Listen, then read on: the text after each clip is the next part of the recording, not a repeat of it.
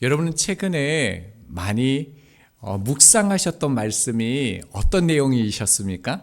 사랑에 관련된 겁니까? 은혜? 위로? 아니면 어떤 것이었습니까?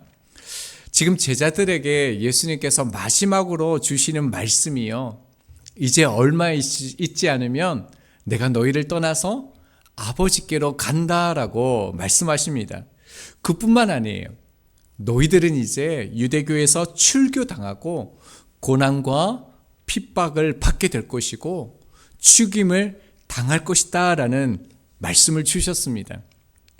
그럼 제자들의 마음이 어떠했을 것 같습니까? 얼마나 힘들었겠습니까? 자, 본문은요, 제자들에게 세상으로부터 미움과 박해가 있을 것이다, 죽임을 당할 것이다 라고 말씀하신 이후에 다시 주님께서 제자들에게 말씀하시는 본문입니다. 자, 5절을 보겠습니다. 지금 내가 나를 보내신 이에게로 가는데 너희 중에서 나더러 어디로 가는지 묻는 자가 없고 라고 말씀합니다. 주님께서는 한 번만 말씀하시는 것이 아니라요, 계속적으로 떠나실 것에 대해서 말씀하십니다. 자, 그런데 제자들 중에서 아무도 내가 어디로 가는지 묻는 자가 없다라고 하십니다. 그런데 그렇지가 않습니다. 앞서 베드로가요, 13장 36절에서 주여 어디로 가시나이까 라고 물었습니다. 그리고 도마가요, 14장 5절에서요, 우리는 어디로 가는지 알지 못합니다 라고 물었습니다. 분명히 물었죠. 그럼에도 불구하고 예수님은요, 제자들이 묻지 않았다라고 말씀하고 있습니다.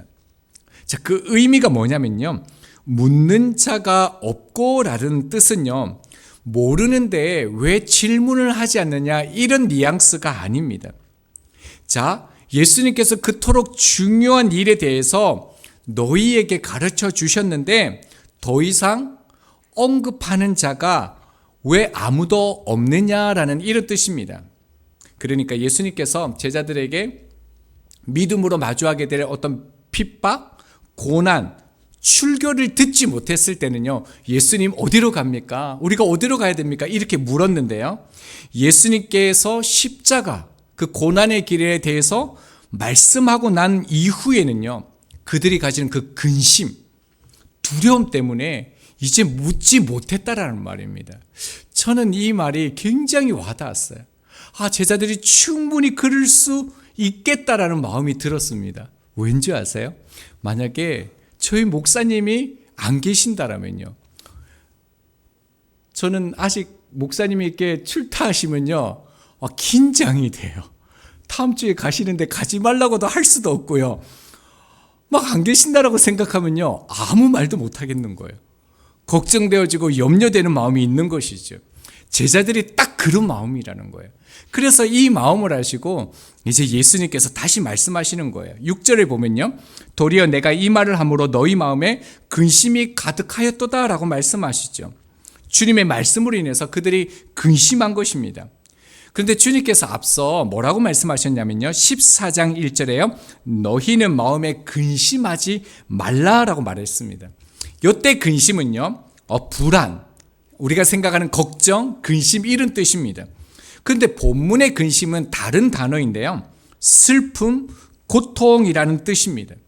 그러니까 이제 제자들이 근심과 염려에서요, 지나쳐가지고 우리가 예수님처럼 살아간다라고 하니까 너무 괴로운 거예요. 슬퍼했다라는 거예요. 견딜 수 없는 그런 마음이 찾아왔다라는 거예요. 자, 이것을 아시고요, 주님께서는 다시금 새로운 소망을 주시는 말씀을 하십니다. 자, 그런데 우리가 여기에서 유의 깊게 보아야 될 것이 있습니다. 그건 뭐냐면, 지금 제자들을 가르치시고요, 위로해 주시고 믿음을 주시는데 주님이 기적을 행하지 않는다라는 거예요. 지금 주님께서 다른 표적을 사용하지 않고 있다라는 것을 우리가 주목해야 됩니다. 오직 말씀으로요, 제자들을 세워가고 있어요. 주님은 지금 말씀으로만 제자들을 위로하고 있고요, 말씀으로만 그들을 권면하고 있다라는 거예요. 이것은 주님의 길, 주님을 따르는 것은 상황과 환경이나 기적이나 표적으로 가는 것이 아니라 오직 말씀으로만 갈 수 있다는 것을 보여주시는 것이죠. 자, 그래서 주님께서요, 자, 7절 보면요, 그러나 내가 너희에게 실상을 말하노니 라고 말합니다. 이 실상은요, 진실이라는 뜻이에요. 그러니까 진실을 말한다라고 말하는 것이요, 강조한 것인데요, 뭐라고 얘기했냐면 내가 떠나는 것이 너희에게 유익이다라고 말씀합니다. 앞서도 요한복음 14장에서 말씀하셨죠. 주님이 떠나심으로 보혜사 성령님께서 오셔서 너희들을 가르치고 인도하기 때문에 유익이 된다라고 말씀하신 것입니다. 여러분, 정말 그렇습니까? 제자들이 예수님과 함께 있는 것보다요, 성령님과 함께 있는 것이 더 큰 유익이 될 것 같습니까? 정말 그럴까요? 맞습니다. 왜냐하면 육체를 지니신 예수님은 육체의 한계를 가지고 계십니다. 그러나 성령님은 영이시기 때문에 모든 공간에 임재하심으로요, 주님께서 세상 끝날까지 내가 너희와 항상 함께 있으리라. 이 임마누엘의 주님으로 우리와 함께 할 수 있기 때문에 유익이죠. 그뿐만 아니라 주님께서는 보고 믿는 것보다 보지 않고 믿는 것이 복이 있다라고 하셨는데, 예수님과 함께 있으면 어떻게 됩니까? 자꾸만 보이는 믿음, 어떤 외부적인 근거한 믿음을 가지게 되지만 보이지 않는 성령님을 통해서 우리는요, 내부에 근거한 신실한 믿음을 가질 수 있게 되어집니다. 그뿐만이 아니죠. 성령님이 오시게 되므로 주님보다 더 큰 역사도 할 수 있기 때문에 그렇습니다. 이외에도 많은 유익이 있겠지만 여러분, 주님께서 우리에게 유익이라고 말씀하셨기 때문에 반드시 유익이 될 수밖에 없는 것이죠. 자, 그리고 난 후에요, 8절 말씀을 보면 보혜사 성령님이 오셔서 이제 하실 사역에 대해서 말씀합니다. 성령님께서 이제 세상을 책망하시는데요. 자, 9절을 보면 첫 번째로 죄에 대하여라 함은 그들이 나를 믿지 아니함이요라고 말씀합니다. 자, 가장 먼저 성령님께서 이 땅에 오셔서 하시는 그 책망은 뭐냐면요, 죄에 대해서 책망하신다라는 거예요. 여러분, 죄 하면 뭐가 생각나십니까? 이 세상의 죄의 개념은요, 유죄냐 무죄냐에 따지는 법적인 죄의 개념을 가지고 있습니다. 그리고 이 땅의 죄의 개념은 그 시대와 장소에 따라서 계속적으로 바뀌어지죠. 그러나 성경에서 말하는 죄는 뭐냐면요, 예수라는 복음을 믿지 않는 죄를 말합니다. 예수님의 말씀을 따르지 않는 것이죠. 요한복음 8장 23절과 24절입니다. 너희는 아래에서 났고 나는 위에서 났으며 너희는 이 세상에 속하였고 나는 이 세상에 속하지 아니하였느니라. 그러므로 내가 너희에게 말하기를 너희가 너희 죄 가운데서 죽으리라 하였노라. 너희가 만일 내가 그인 줄 믿지 아니하며 너희 죄 가운데서 죽으리라 라고 예수님께서 말씀하셨습니다. 그러니까요, 예수님께서는 세상에 속한 자들이요, 예수 그리스도 안에서 예수 그리스도를 믿지 아니하면 죄 가운데서 반드시 죽을 것이다 라고 말씀하시는 것이죠. 자, 그 다음에 성령님께서 오시면 또 하시는 일이 무엇입니까? 10절에 보면요, 의에 대하여 책망하신다 라고 말씀합니다. 자, 이 말이 처음에 참 이해가 잘 안 됐습니다. 이게 도대체 무슨 말인가? 그러니까요, 이런 말입니다. 그 당시에 종교 지도자들, 바리새인들, 그리고 유대인들은요, 자신들이 만들어 놓은 종교 생활을 열심히 하면요, 의가 된다라고 생각했습니다. 그래서요, 유대인들과 종교 지도자들은 예수님을 죽임으로 말미암아 하나님께 나는 의로운 사람이다. 왜? 의로운 일을 했기 때문이다 라고 생각했습니다. 여러분, 생각해 보십시오. 예수라는 청년은요, 하나님의 이름을 망령되이 일컬었습니다. 율법을 무너뜨렸고요, 성전을 무시했습니다. 그래서 그들은요, 예수 그리스도를 잡아서 죽였고요, 그것을 공의를 세우는 일, 바로 세우는 일이라고 생각했습니다. 그래서 2절에 뭐라고 얘기합니까? 예수 믿는 자들을 잡아서 출교시키고요, 또 죽이기도 하는 일을 하나님을 섬기는 것으로 그렇게 생각했다라는 거예요. 그들이 말하는 의는 그것이었던 거죠. 자, 그런데요, 주님이 하나님의 참된 의를 가지셨죠. 그 증거가 무엇입니까? 바로 예수 그리스도의 죽음과 부활과 승천입니다. 예수 그리스도께서 하늘로 오르셔서요, 하나님 우편에 계시지요. 주님의 의를요, 하나님이 증명하신 것입니다. 그러니까 이제요, 스스로 의로운 일을 행했다라고 말하는 그들은요, 어떻게 되어집니까? 불의한 사람이 되어진다라는 거예요. 성령님께서 이것을 드러내신다라는 거예요. 그리고 그것을 책망하시겠다라고 말씀합니다. 자, 그리고 11절은요, 또 성령님께서는요, 세상의 심판에 대하여서 책망한다라고 말씀합니다. 그리고 이 책망은요, 이 세상의 임금이 심판받았기 때문이다라고 말씀합니다. 요한복음 12장 1절입니다.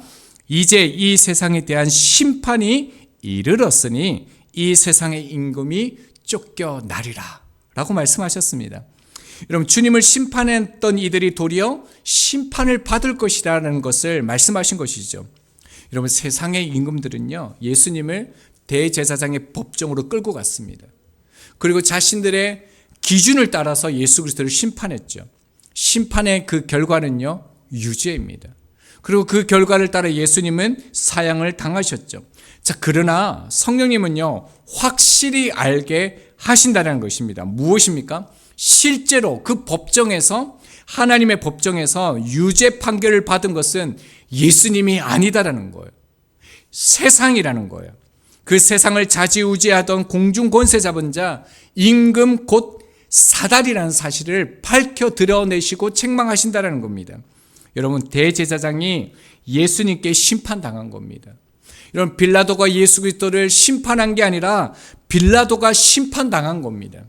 사단이 십자가를 위해서 심판을 당한 것임을 증명하신다라는 것입니다. 그것을 밝혀 드러내신다라는 것이죠.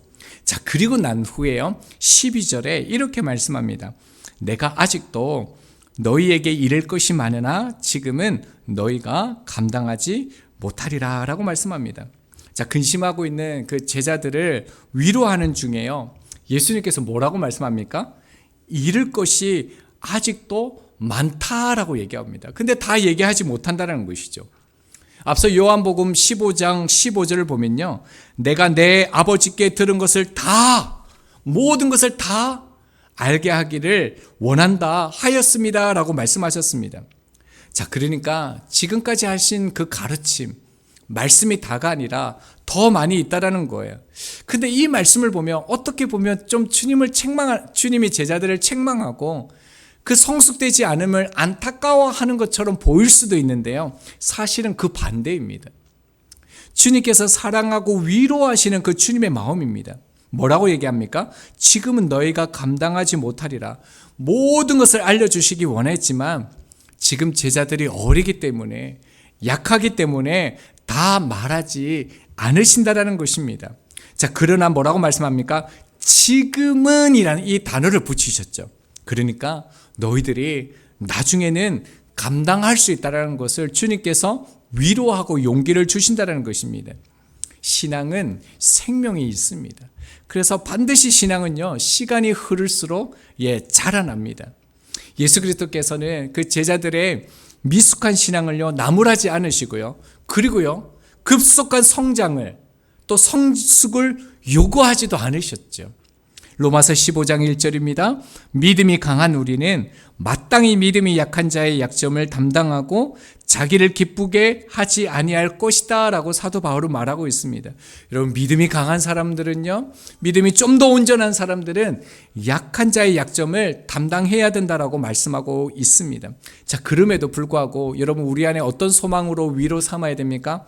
지금은 아니지만 언젠가 주님께서 말씀하신 그때에는요, 우리 자신에게 주어진 부르심 전부를 감당할 때가 올 것이다. 그래서 저희들은 그것을 기대하고 기도해야 됩니다. 자, 그리고 난 후 13절은요, 예수님께서 장차 진리의 영으로 제자들을 모든 진리 가운데로 인도하시고 장래일을 말씀하실 것을 말씀해 주시죠. 여러분, 이 말씀은 어떤 의미가 있냐면요, 진리의 성령으로 저희들이 하나님의 말씀을 깨달을 수 있다라는 거예요. 자, 그러니까 이 하나님의 말씀은요, 우리가 감당치 못한 진리라는 것이지요. 그래서 진리는요, 내가 깨닫는 것이 아니라 성령님께서 깨닫게 해 주신다라는 것입니다. 그래서 예수님께서 우리 가운데 그 보혜사 성령님을 우리 가운데로 인도해 주신다는 것은요, 너무너무 놀라운 선물입니다. 정말 놀라운 축복입니다. 우리에게 성령을 보내시는 것은요, 모든 진리를 우리에게 보내시는 것과 같기 때문에 그렇습니다. 자, 그리고 14절입니다. 그가 내 영광을 나타내리니 내 것을 가지고 너희에게 알리시겠습니다 라고 말씀합니다. 성령님께서 예수님을 영광되게 하실 것임을 말씀합니다. 자, 예수 그리스도를 그 모든 것을 알리시는 분이 누구라고요? 성령님이라는 것입니다. 자, 말씀을 보면요, 내 것을 가지고 너희에게 알린다라고 말하고 있는데요. 그러니까 이 말은 예수님께는 있는데 성령님께는 없다, 이런 의미가 아니라요, 예수님과 성령의 가르침이 온전히 하나이다라는 거예요. 같다라는 거예요.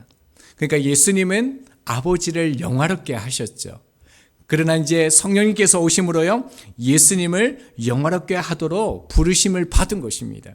아들은 아버지를 드러내고요, 성령님은 누구를요? 온전히 예수 그리스도를 드러내고 예수 그리스도의 길로 인도함을 말씀하시는 것이죠.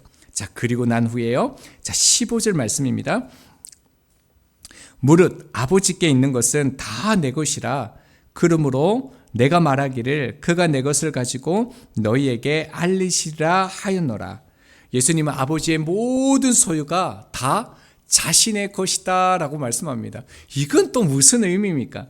바울의 표현을 가지고 오면요, 예수님에게 있는 것 중에 아버지께로 받지 아니한 것이 없다라는 거예요. 그러니까 예수님께 하신 모든 말씀은 아버지께로 왔고요, 예수님이 하신 모든 그 어떤 행함들, 모습들은 다 아버지의 성품이라는 것을 말씀하고 있다라는 것입니다. 저희들이 이제 이게 본문을 우리가 살펴보았는데요, 오늘 본문의 말씀을 믿고 따른다는 것은요, 사실 참 부담감이 있는 게 사실입니다. 저희 삶 가운데 신앙생활 할 때요, 어려움도 없고 고난도 없으면 얼마나 좋겠습니까? 제 딸이 둘이 있지만 앞으로 살아갈 때 고난이 없었으면 사실 좋겠어요. 핍박도 없었으면 좋겠고 어려움도 당치 않았으면 좋겠다는 마음이 정말 있습니다. 그러나 이러한 마음은 그리스도께서 주시는 마음이 아니죠. 왜냐하면 그리스도를 믿고 따르면 반드시 미움을 받고 고난이 온다라고 말씀하셨기 때문에 그렇습니다. 그러므로 저희가 오히려 그리스도를 따름으로요, 고난과 아픔, 눈물이 있는 그리스도의 그 삶을 살아갈 수 있기를 바랍니다. 예수 그리스도의 그 십자가의 사랑을 받아들이지 않으면요, 오히려 그 십자가가 심판이 되어진다는 것을 우리가 말씀 속에서 발견할 수 있습니다. 여러분 7절 말씀을 다시 보면요, 그러나 내가 너희에게 실상을 말하노니 라고 얘기합니다. 여러분 주님도 제자들이 걸어가야 될 길에 대해서 아파하시고 또 위로하시기를 원하셨습니다. 하지만 주님께서 뭐라고 말씀하십니까? 그러나라고 말씀합니다. 그 길을 멈추라고, 포기하라고, 적당히 가라라고 하지 않으셨습니다. 그러나 내가 너희에게 진실을 말한다라고 말씀합니다. 예수 그리스도께서 가르쳐 주신 그 삶을 반드시 살아내야 된다라는 것을 말씀합니다.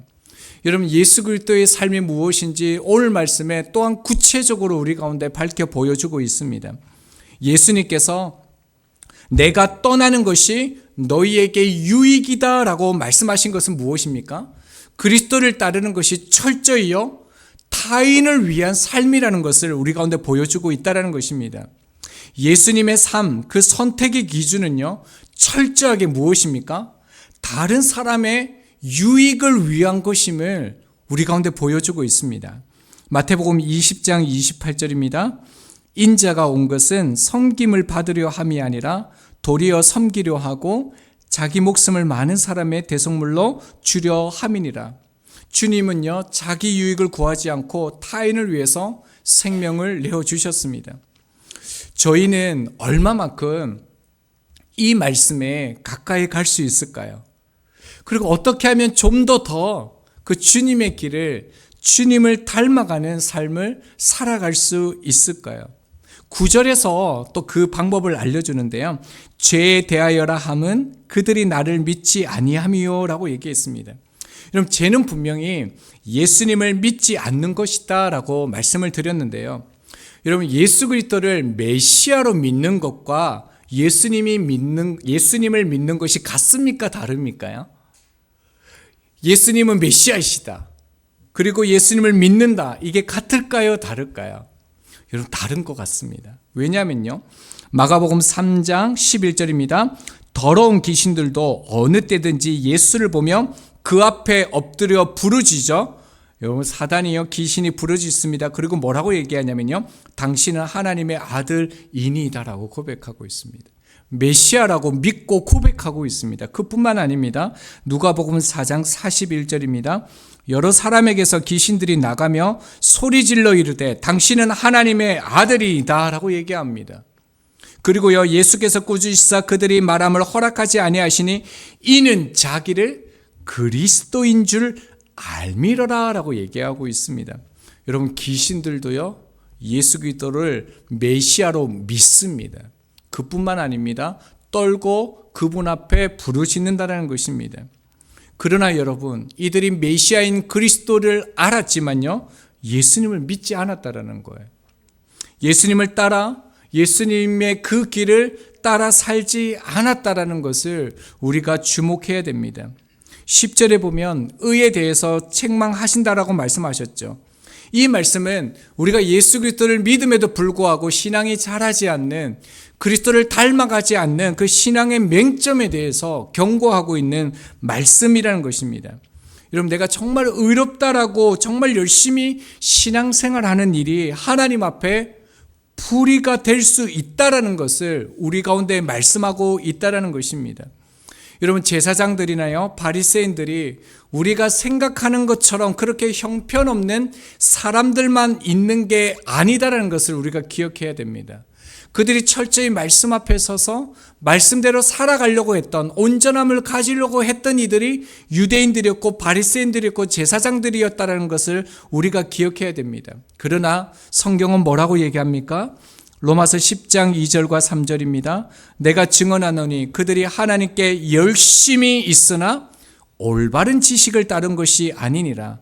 하나님의 의를 모르고 자기 의를 세우려고 힘써 하나님의 의에 복종하지 않았다라고 말씀하고 있습니다. 분명히 이들은 하나님을 향한 열심히 있었습니다. 그러나 하나님의 의를 가지지 않았고요, 자기 의를 세우려고 열심히 했다라고 말하고 있다라는 것입니다.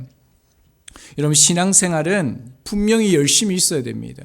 열정이 분명히 있어야 됩니다. 성실함을 가지고 나가야 됩니다. 그런데 자신을 위한 신앙생활이 되면요, 어느 순간에 자기 의가 나오게 된다는 겁니다. 그리고 신앙생활도 자기 유익을 위한 삶을 선택하게 되어진다는 것입니다. 그래서요, 이런 신앙생활과 이런 예수 그리스도에 대한 믿음은 하나님의 의에 복종하지 아니한다라고 말씀합니다. 그렇다면 하나님의 의가 무엇입니까? 주님을 닮아가는 것이죠. 주님을 닮아가는 것은 자신의 유익에서 멀어져 주님처럼요, 타인의 유익을 위해서 헌신된 삶을 살아가는 것이 맞습니다. 내가 손해가 된다고 할지라도요, 다른 사람에게 그것이 유익이 될 수 있다면 믿음으로 그것을 선택하는 것이죠. 그뿐만 아니라 내게 유익이 되어진다 하더라도 타인에게 그것이 유익이 되어지지 않는다면 그것을 포기할 수 있는 그것, 여러분, 그것이 주님을 닮아가는 것입니다. 자신을 위해 지는 십자가는 없습니다. 십자가는 타인의 유익을 위한 자기 희생이 십자가입니다. 말씀을 준비하면서요, 나는 누구를 예수님처럼 섬긴 적이 있는가라는 생각을 참 많이 했습니다. 나는 그렇게 있었나? 그렇게까지 누군가를 섬겼나? 이렇게 자신에게 물었습니다. 보네포 목사님은 이렇게 얘기를 했는데요. 그리스도인이 된다라는 것은 하나님께서 우리를 부르시는 것은 와서 죽으라고 부르신 것이다 라고 얘기했습니다. 그럼 너무 무시무시하지 않습니까? 그리스도인이 된다는 거. 하나님이 우리를 부르신 것은요, 타인을 위해서, 죽기 위해서 우리를 불렀다라고 말씀하셨다고 합니다.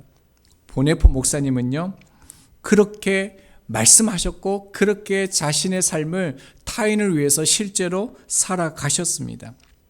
이제 좀 말씀을 맺으려고 합니다. 여러분, 예수 그리스도께서 아기의 손을 가지셨던 것을 여러분 혹시 묵상해 보신 적이 있습니까? 여러분, 천지를 만드신 그 전능하신 하나님의 손이요, 아무것도 붙잡을 수 없는 아기 손이었을 때가 있었습니다. 그러나 주님의 손은 점점 자라서요, 집안의 일을 도우셨고요, 목수의 일을 하심으로 섬기셨습니다. 그리고 예수 그리스도께서는 그 손으로 중풍병자를 만지셨고요, 눈먼 사람을 만지셨고요, 죽은 자의 그 관에 손을 대셨고요, 가난하고 약한 자들을 어루만져 주셨습니다. 그리고 그 손에 못이 박혔습니다. 예수님의 손에 못이 박히지 않고서는요, 십자가에 박힐 수 없었습니다. 그리고 아무것도 할 수 없는 그 손을 통해 사람을 사랑하셨고 살리셨던 것을 저희들이 기억해야 됩니다. 그리고요, 여러분, 예수 그리스도께서 부활하시고 난 다음에 그의 몸에는요, 여전히 창자국과 손자국을 그대로 가지셨다는 것을 우리가 잊으면 안 됩니다. 이 모습은 주님께서 우리에게 우리가 가야 할 길이 무엇인가를 분명하게 보여주시려고 그대로 그 몸을 가지신 것이죠. 여러분, 저희들도 이렇게 주님을 따라갈 수 있는, 그 주님의 길을 갈 수 있는 그리스도인이 되었으면 좋겠습니다. 이렇게 하기 위해서는요, 주님을 더 사랑해야 되고 성령님을 더욱 의지할 때 가능할 것입니다. 우리의 손도 주님과 같을 수 있기를 바라고 기도하고 소망합니다.